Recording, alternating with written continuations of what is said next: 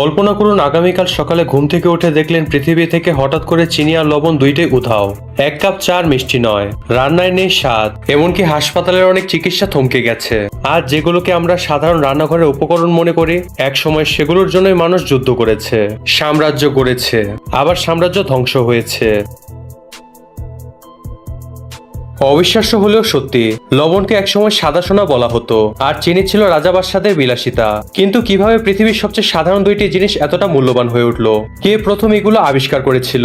কিভাবে এগুলো মানুষের জীবন, অর্থনীতি আর ইতিহাস বদলে দিয়েছে? আজকের ভিডিওতে আমরা হাজার হাজার বছর পিছনে যাব, জানবো চিনি ও লবণের সম্পূর্ণ ইতিহাস। এমন কিছু তথ্য জানবো যা হয়তো আপনি আগে কখনো শুনেননি। তাই কথা কম বলে ভিডিওটি শুরু করা যাক। আমি সাজিব, দ্য এক্সপ্লেইনার। প্রথমেই জানা যাক লবণ কিভাবে আবিষ্কার হলো। আসলে লবণের কোনো আবিষ্কারক নেই, কারণ লবণ পৃথিবীতে কোটি কোটি বছর ধরেই ছিল। মানুষ ধীরে ধীরে বুঝতে পারে এটি খাবারের স্বাদ বাড়ায় এবং খাবার দীর্ঘদিন সংগ্রহ করতেও সাহায্য করে। প্রথম দিকে মানুষ সমুদ্রের পানি শুকিয়ে লবণ তৈরি করত। আবার অনেক জায়গায় প্রাকৃতিক লবণের খনি থেকেও লবণ সংগ্রহ করা হতো। চীনে প্রায় খ্রিস্টপূর্ব ৬০০০ সালের আগেও লবণ উৎপাদনের প্রমাণ পাওয়া গেছে।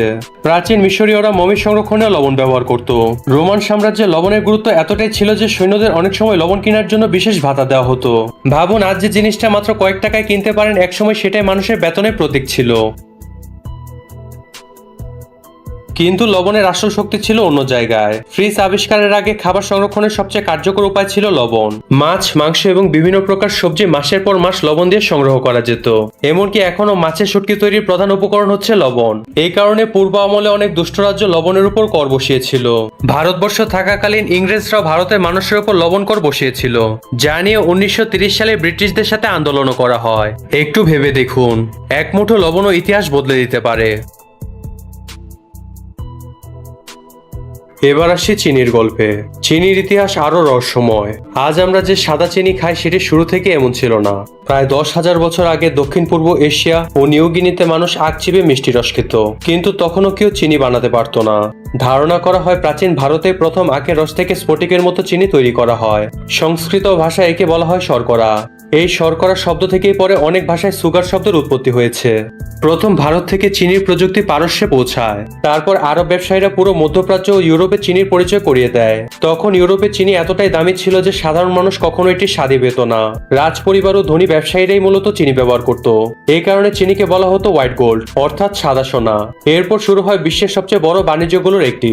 ইউরোপীয় শক্তিগুলো ক্যারিবিয়ান ও আমেরিকা বিশাল আখের খামার তৈরি করে। দুঃখজনক হলেও সত্যি, এই শিল্প চালানোর জন্য লক্ষ লক্ষ আফ্রিকান মানুষকে দাস হিসেবে ধরে এনে কাজ করানো হয়। অর্থাৎ আমাদের প্রতিদিনের এক চামচ চিনির পেছনে লুকিয়ে আছে মানব ইতিহাসের এক অন্ধকার অধ্যায়। পরবর্তীতে বিজ্ঞানীরা সুগার বিট বা চিনি বিট থেকে চিনি উৎপাদনের পদ্ধতি আবিষ্কার করেন। ফলে বিশ্বের অনেক দেশে চিনি উৎপাদন আরো সহজ হয়ে যায়। আজ পৃথিবীর সবচেয়ে বড় চিনি উৎপাদনকারী দেশগুলোর মধ্যে রয়েছে ব্রাজিল, ভারত ও থাইল্যান্ড। বর্তমানে পৃথিবীতে প্রতি বছর কোটি কোটি টন লবণ ও চিনি উৎপাদিত হয়। লবণ শুধু রান্নায় নয়, রাসায়নিক শিল্প, ওষুধ, পানি শোধন এবং সড়কে বরফ গলাতেও ব্যবহৃত হয়। অন্যদিকে চিনি শুধু খাবার নয়, বিভিন্ন পানীয়, বেকারি, ওষুধ এবং খাদ্য শিল্পে গুরুত্বপূর্ণ উপাদান। তবে বিশেষজ্ঞরা বলেন অতিরিক্ত চিনি ও অতিরিক্ত লবণ দুটোই স্বাস্থ্যের জন্য ক্ষতিকর হতে পারে। তাই এগুলো যতই গুরুত্বপূর্ণ হোক, পরিমিত পরিমাণে খাওয়াই সবচেয়ে ভালো। একসময় যে লবণের জন্য যুদ্ধ হয়েছে, যে চিনিকে রাজারা ধন সম্পদের প্রতীক মনে করতেন, আজ সেগুলো আমাদের প্রতিটি রান্নাঘরে খুব সাধারণ জিনিস। এই ছিল আজকের ভিডিও। ভিডিওটি ভালো লেগে থাকলে একটি লাইক করুন, কমেন্ট করতে ভুলবেন না। আর এমন দুর্দান্ত ইতিহাস এবং ফ্যাক্ট জানতে চ্যানেলটিকে সাবস্ক্রাইব করুন। আর যদি বিশ্বের সবচেয়ে ধনী দেশগুলো সম্পর্কে জানতে চান, তাহলে এই ভিডিওটি চেক আউট করুন। Good bye.